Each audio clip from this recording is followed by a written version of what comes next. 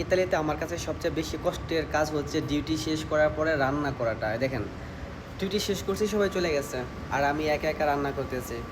এটা থেকে আর কষ্ট কিছু হয় না। 10 ঘন্টা ডিউটি করলেও মনে হয় যে আমার কাছে এত ক্লান্ত মনে হয় না।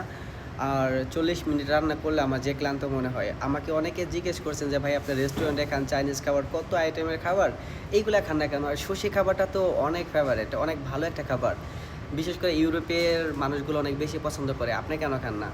দেখেন, যারা বিরিয়ানি রান্না করে, বিরিয়ানির দোকান, ওইখানে কিন্তু আপনার ওদের কাছে বিরিয়ানি ভালো লাগে না, ওরা কিন্তু বার্গার কিনে খায়। আর যারা বার্গারের দোকান, তারা কিন্তু বার্গার খায় না, তারা কিন্তু বিরিয়ানি কিনে খায়।